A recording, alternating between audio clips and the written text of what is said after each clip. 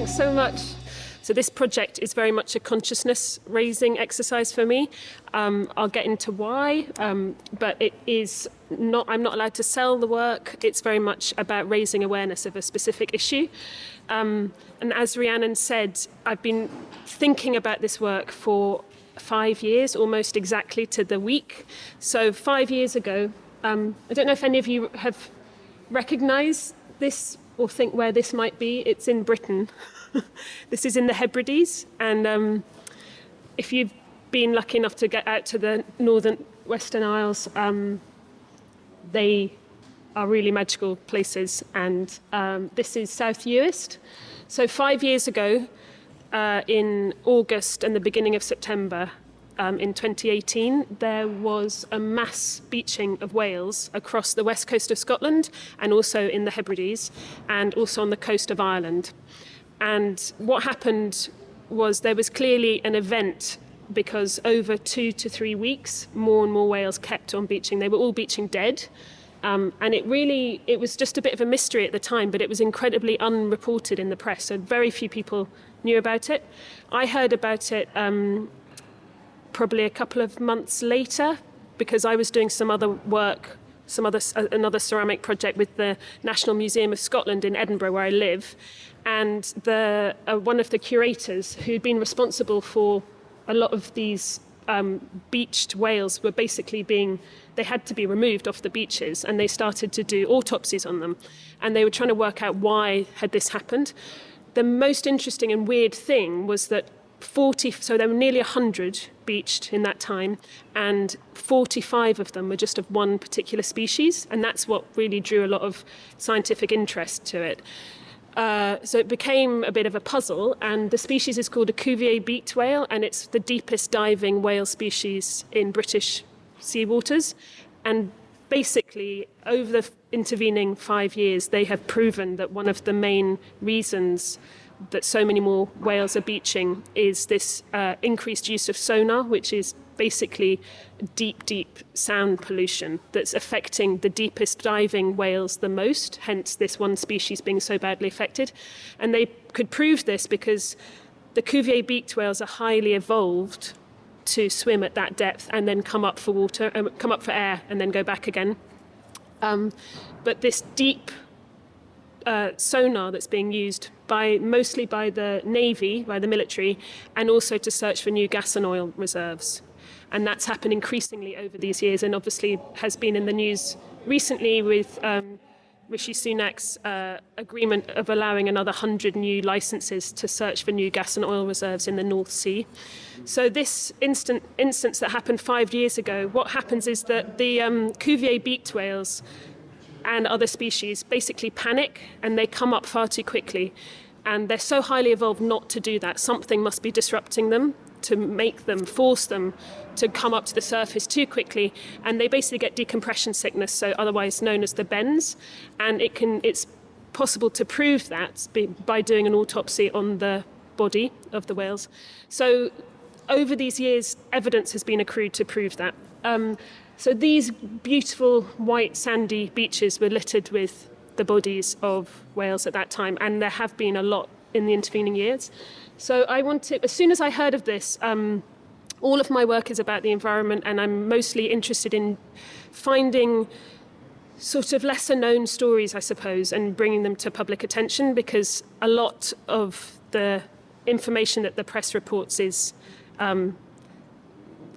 not necessarily completely transparent, and in this instance there just wasn't any. It was hardly reported, so I'd never heard of deep or mid-water sonar and the effect on marine wildlife, and no one I spoke to had heard of it. So I was like, okay, this really needs to be told, this story. This is just a quick little diagram of all the different kinds of pollution that are affecting marine wildlife, different sound pollution. So my background is in museums and galleries, and I used to work at the Fitzwilliam Museum, and we had an amazing painting there that it was a Dutch seascape, and it was just a seascape with a couple of figures in it, and it was being cleaned and the conservator was just cleaning a little bit in the skyline, in the kind of horizon, and they noticed a figure standing on the horizon. They were like, hang on a minute, there's something going on here. And they delved a little bit deeper in the cleaning, and they discovered that it had been painted over, and it was in fact a painting of a beached whale. And in fact, there's a big tradition in Dutch and Flemish landscape and seascape paintings and etchings of showing images of beached whales, because they were seen very much as the reversal of God's order and harbinging of doom. So this idea that a beached whale, so that this painting had been painted over because the new owners someone had obviously bought the painting and decided that they didn't want such a kind of upsetting story, and they wanted a more positive one, so they basically repainted it and got rid of the whale. But I've just included a few etchings here. So these are 17th century Dutch etchings, all of them. And what's fascinating about it is that basically no one had ever really seen whales before, or there was very little anatomical understanding that they were mammals, not fish. So like in this one, you can see that there's actually an ear. So it's a fin, but they've painted it as if drawn it as if it's an ear. And I became very interested in this idea of this mass beaching event really being a kind of doomsday warning, and for us it being a wake-up call, basically. And this was what they were used. This was how it was used at the time. So over that century, there were about 40 known beachings, but they were reproduced, these etchings, often, and it was seen very much as the beached whale as this symbol of otherness, I suppose. So something so clearly out of its own space, and in a majestic animal on land is such a difficult thing to see and experience. So I had basically, I'm a ceramicist, I make work about the environment, so I decided that I wanted to get permission. Well, first of all, I didn't realise I had to get permission, but I wanted to make an installation raising awareness about this new form of sound pollution made out of clay that would include the bone of a beached whale, much like bone china uses cow bone. So a lot of people are aware that the most recipes for bone china include at least 40, but up to 60% bone from cows.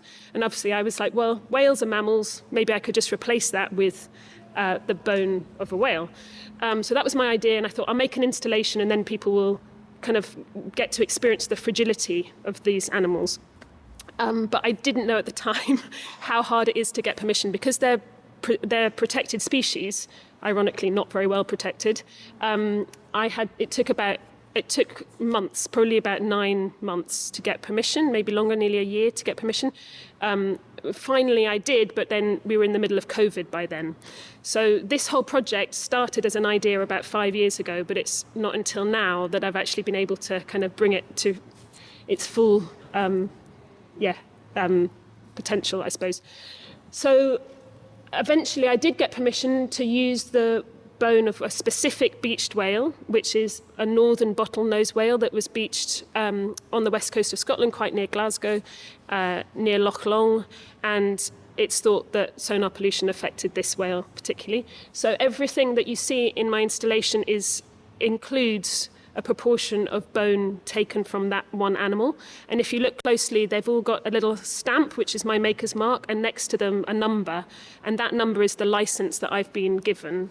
It's almost like a kind of hallmark, and anything that I make from that animal has to have that number, and I'm not allowed to sell them. I'm not allowed to profit in any way from them. So all of this became quite interesting to me, because I was like, well, they're going to great lengths. They made it extremely hard for me to get that permission, and actually all I'm trying to do is raise awareness of this. I mean, I'm really not the problem. Anyway, so these are some of the bones. So obviously that's a vertebrae. It was about that big, really massive. If you would like to, I have a sample bone, okay? So if anyone wants to, if you don't want to handle it, you don't have to. It's quite smelly. So this is from the tail, so it's much smaller. But if you want to pass that around. So when you process bone to make bone china, it needs to turn to bone ash. In order to do that, it needs to be fired, so basically sintered, and then it calcifies it. So if you want to pass these around, it shrinks massively, so they're about a quarter of the size. I can literally just grind them. It just turns into bone ash really, really quickly. So just very simply in a mortar and pestle can grind that, and then I added that to the clay body that I was making. So while I was doing this, I was thinking, what am I actually going to make? And that was the much harder part of the problem for me.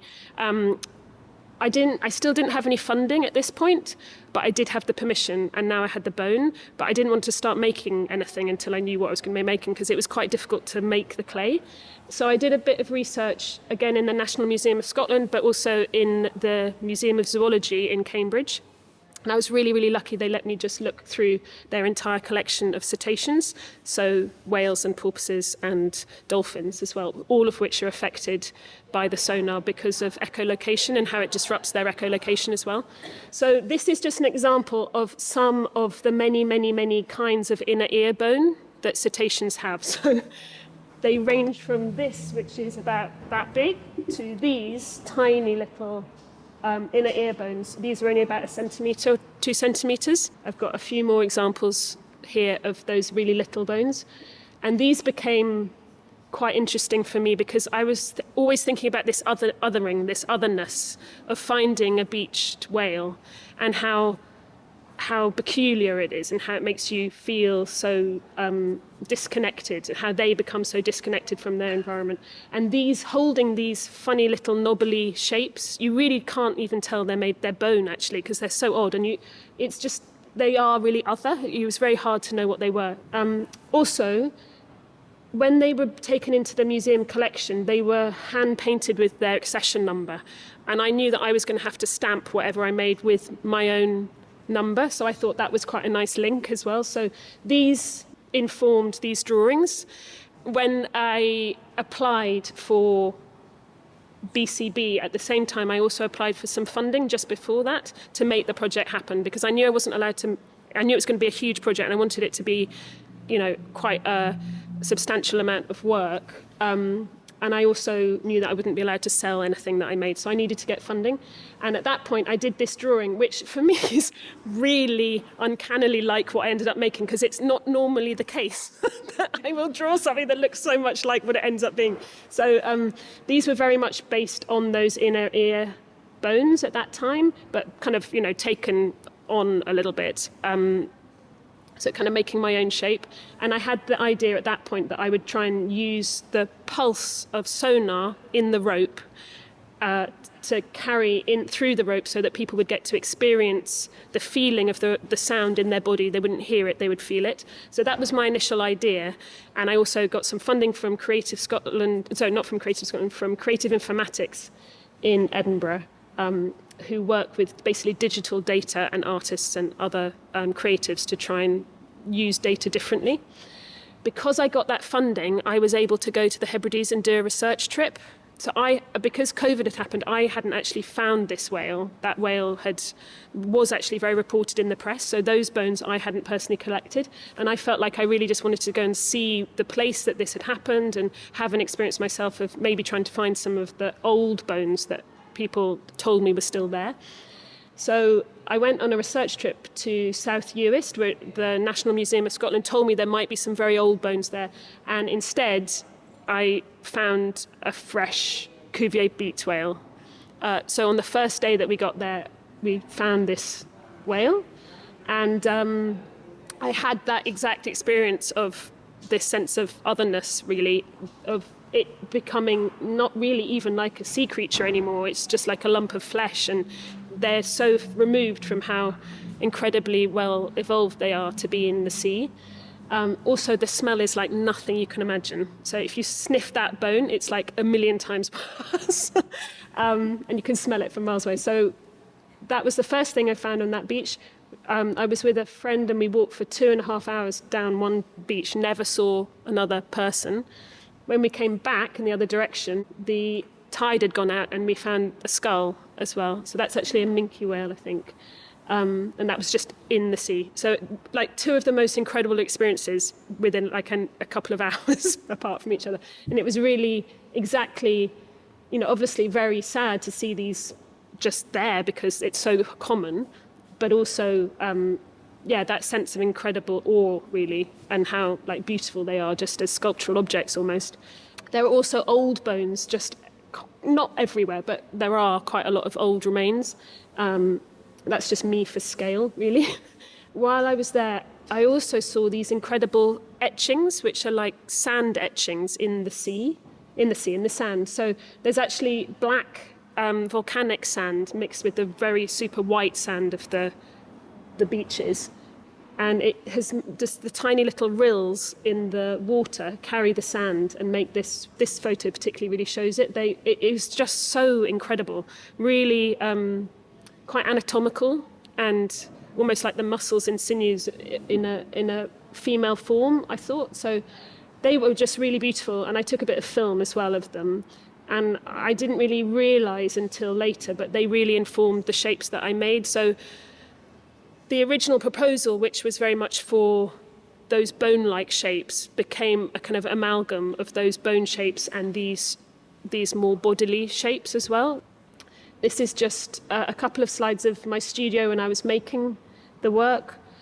So they're actually identical. One's in rotation. Again, I think there's a picture of me making them for scale. Yeah. So I made two because I wanted to take one back to the Hebrides. So my initial proposal that I put forward to BCB was that I wouldn't fire the work, again, to reduce my carbon footprint and to make the project more sustainable, because I knew I wouldn't be able to sell them. I didn't really want to make objects that then I would just exist in the world and not have a place to be. So I planned to have them unfired and to take at least one of them back into the sea and let it dissolve back into the sea on the Hebrides.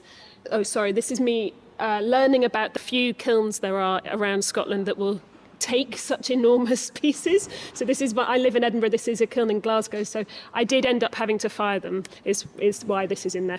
So I took one back to the Hebrides, but the rest did have to be fired. But I decided to fire them quite low, so they're only fired to 1,000, and they're only fired once. So that's why one of the main reasons I haven't used a glaze was just to kind of keep the whole thing in a kind of lower footprint bracket, but also because they're more bone-like in that way. They're quite porous still, and I quite like that. So yeah, this is one of those two forms on the same beach in South Uist. So I went back with the funding that I had. I went back another time. Like, how lucky am I? Basically, get funding so that you go to the most incredible places in Britain. And I dragged that very heavy piece of clay along the beach with this red rope. And you can see the film of that in the space as well. So this is an image of me being filmed. And hopefully you can see from that how hard work it was. So when I made the forms, I wanted them to be basically as big as they could be. They're still based on these tiny, tiny bones, but I wanted them to be I wanted it to be obvious it would be very hard for one person to make them and to move them. And I wanted that to be part of the process of pulling this along the sand to show the enormous effort of taking this thing back into the sea. But I didn't know until we got it there without breaking it. We got it onto the sand, and then I wrapped it in rope. It wasn't until I started pulling on it, being filmed, that I discovered I basically could hardly move it. It literally took every single ounce of my strength to move it. So I had to kind of jerk it to get enough momentum to really pull on it and move it. And in a way, that was quite lucky, because I think if it had been any lighter, it would have just looked a bit silly, really. Dragging it would have been, it had to be heavy enough to look substantial. But I think there was actually quite a small bracket of how much heavier I could have done it. So that again was really just luck. There was lots of very fortunate parts of the whole process. So I then took it into the sea and let it dissolve. And again, I had no idea how long that would take. I mean, it was seawater, and it was also there were quite strong waves, so it was kind of being moved, the water was being moved around a lot. So the camera person that I had with me, we'd planned to film it underwater with a time lapse, but we didn't know, we only had really the length of the battery to see, and the battery length was 4 hours, and it basically took 3.5 hours to dissolve. So again, so lucky, really, really lovely. And if you watch the film, if you haven't seen it yet, at the very end of the film, there is those 3.5 hours are condensed into 1 minute at the end of this. It's only a 6-minute film, and the last minute is it dissolving. And the last few seconds, you can see 3 little crabs running through the kind of real remains of the clay at the very end. So that was one part of the project, was to go to the Hebrides and release it back into the sea and make the film and edit the film.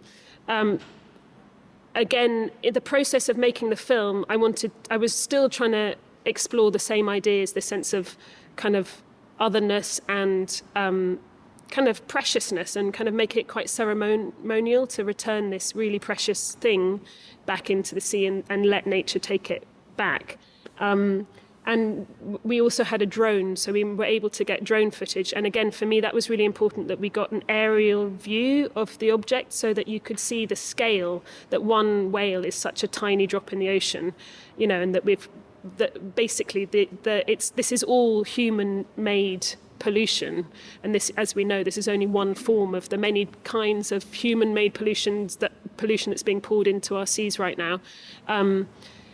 And I kind of wanted that macro-micro thing to happen. So again, if you get to see the film afterwards, that was very much why I wanted the very close shots and very far away shots as well. The other part of the project was to make it a physical experience so that the visitors that came into the space would not hear the sound but feel it in their body. And that was a bit of a challenge, because I basically thought that would be really cool. I'll come up with that as an idea and apply for the funding and apply for BCB. And then I was like, oh my God, they've selected me, now I have to do this. And is it even possible? I mean, how do you make something vibrate like that? Is it possible? So I was really lucky that through the funders that I got in Edinburgh, I managed to find someone who is a sound artist who has used vibration before. And he told me about these amazing things called butt kickers. And they are a vibration unit, basically, that's used in a speaker. And they're sometimes used, I think they're put in sort of chairs if you have a kind of, a kind of physical experience, cinema or something. So this is a butt kicker, and it's in situ up there on the scaffold. I mean, another issue was that this space, obviously, we couldn't hang directly from the ceiling. So again, BCB and the amazing team here put this big piece of scaffolding up for me. And in a way, it's actually been even better than I could have hoped, because the butt kickers are only attached to the rope that joins to the ceramic forms, of which there are 6, and there are 5 butt kickers. So one of them is not attached, but mostly they're attached to the forms, and the butt kickers vibrate, sending it through the rope. What I wasn't really aware would happen is that the whole of the scaffold carries enough vibration to give an echo through the other ropes, which is quite nice. So it's a gentler vibration, but you can feel it in all of the rope. What I was very concerned about was that the whole thing would shake so much that you would hear it, but actually it doesn't. So yeah, again, very lucky. A combination of skill from technical support here and good luck. This is the tech that is hidden to make that happen. So again, I was like, yes, if it can happen, that's great, but won't there be loads of wires? And yes, there are loads and loads of wires. So each of the butt kickers has to have its own amp, and it has meters of wire that is carried to its amp, and then that's just a little MP3 player. I'm not a tech person at all, so this really intimidated me. I'm like, fine, I can make the sculpture, but it was really difficult for me to kind of think through how it was going to work. But I managed with a bit of help to do that, which is great. And then the actual sound was really important. What was the actual sound going to be based on? So amazingly, there are open source kind of websites that you can find real recorded sound. So the vibration that you feel is based on 12 different sounds. 3 of them, I think, are mid-water sonar, about I don't know, five of them are the deep water sonar. And then the rest are different ships of different sizes that are kind of... So do you remember that image I showed at the very beginning of the kind of different layers that are affecting the different species of whales? So it's a combination of all of those different sounds. And they're actually taken from real... So the pulse that you feel, that rhythm, again, I didn't want to kind of make that completely artificial. So the rhythm is taken from one port, the ships coming in and out of a port over a 24-hour period, and then it's condensed to 24 minutes. So if you hold your hand on that for 24 minutes, it's not actually repeated, not that you could tell, because it's hard to tell. But so it's real live, it's actual data. But mostly it's, I suppose the idea really is to try and convey a sense of a little bit of what the whales are experiencing themselves, and what a cacophony it is actually, because it's not just them panicking and coming up to the surface, but lots of different species are affected, because obviously lots of whale species use echolocation, so they use it to communicate, they use it to find their prey, they use it to navigate, so they're really confused by this sound pollution. And it also permanently can give them ear damage, so it can actually sort of deafen them, which again means that they can't use their natural way of being in the water. So really the main thing is to raise awareness of the issue, but also I think more recently, because the new gas and oil licensing has been getting some press, I think it became a bigger project than just about that specific issue. It's also become a project which is about kind of taking some responsibility for our actions, and I suppose seeing that, for us all to see that there are things that we can do to stop these licenses happening. And, if you think, how do I stop deep water sonar? Well, there is actually something you can do to stop the new sonar that's going to be used to try and find new gas and oil reserves. There's something that all of us can do to keep putting pressure on the government to not be treating the other species on our planet in that way. So, that's where the project has been for me, really about consciousness raising.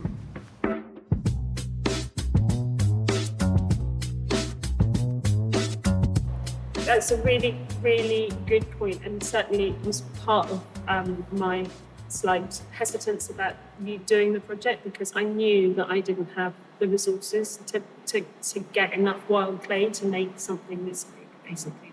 And I teach at Central St Martin's in the ceramics design BA, and obviously it's something we encourage all of the students to do, is to think a little bit more holistically about where the materials are coming from. In this instance, I basically used prepared clay and added the bone, and in an ideal world, I would have had a lot more funding and a team of people to help me, but it was literally me making these myself. Certainly, I mean, I'm really just so fascinated and hopeful, really, for ceramics, that there is this whole new wave of people who are, and I have done so myself as well, are using local clay, literally just up from the ground or from building sites, which is amazing. And so kind of circular design is something that I teach as well. So using byproducts, basically, from industry, things that are thrown away through various industries that are completely amazing materials that can be used here, particularly in ceramics. So the slurry from glass cutting can be used as a source of silica for glazing as well. So things like that. If you join up the industries, actually things that are called waste are just amazing fresh materials for another industry. We just have to bring them together.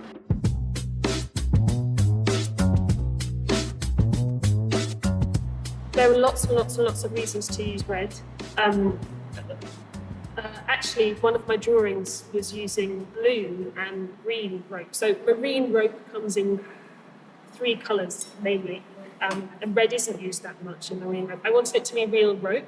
I thought about using ghost rope, so rope that's being used, and that is another huge problem in the sea. Obviously, we know things can get entangled in rope. In fact, the whale that I found, its tail was separate. It was down the beach, and you could see old, healed scars from rope. So it had rope damage on it already, which might have happened years before. But then another really weird thing is when we went back, the filming happened. So the beach that I showed you at the beginning, where I found the whale, it was actually just too exposed to the wind for us to use the drone. So we ended up using a beach which was literally just around the headland, so only a few minutes walk, and it was much closer for us to be able to drive to take the object. It was so heavy. It took 3 of us to get it out of the van and onto the beach. But there was an old rope factory there. So the whole place was covered. They just dumped all this rope. And I have got some amazing photos from there, which I didn't include. But so that was weird. So rope ended up being kind of part of the story, and a big part of the story. And for me, also, again, I didn't include it here, but you can see in the film, there's the line, well, yeah, something else I haven't told you, but the line pulling the object along the sand made a line in the sand. So this line in the sand became a big feature of what I was doing as well. And literally the kind of idiom, where is the line in the sand? Where do we draw the line? At what point, how bad do things have to get? At what point do we say, no, this is enough? And again, that was this idea of that the image of a beach whale is that harbinger of doom. So what are we doing? There has to be a point where we say no. But yeah, the red rope, partly it's why the whole thing's called sounding line as well. So a sounding line is a rope that's dropped from a ship, and it goes all the way down to the seabed, and it's the way you measure the depth at sea of the ocean to the ocean floor. That's called a sounding line. So when I first had the very, very first idea, they actually weren't going to be based on those inner ear bones. They were going to be based on plumb lines. They were just going to be dropped plumb lines. But I wanted to connect it more to the animals, so that's when I was doing lots of drawings in the museum, and I started drawing the bones. I was like, actually, yeah, those have got this weird amorphic kind of what are they feel. And they might be something that you'd see washed up and you didn't really know where it came from. But the redness, I think, yes, does pick up a lot of other references, and I think it just makes you feel kind of a human connection as well, a kind of bloodline connection. Somehow the blue and green rope just felt quite clinical and not bodily. I wanted them to feel quite bodily. Yeah. The bloodline without there being blood, basically, is to remind you that the weird thing about whales is that I'm sure you've all seen hanging whale skeletons in museums. They're very clearly mammals. They have the symmetry that we have. They look, even their fins, you can still see the hand connection to their 5 digits in their fins. And I think that again speaks to this sameness but otherness, this kind of connection that we feel. They have live young, they suckle their young, and we know that. And yeah, that's kind of why they've taken on that really strong imagery.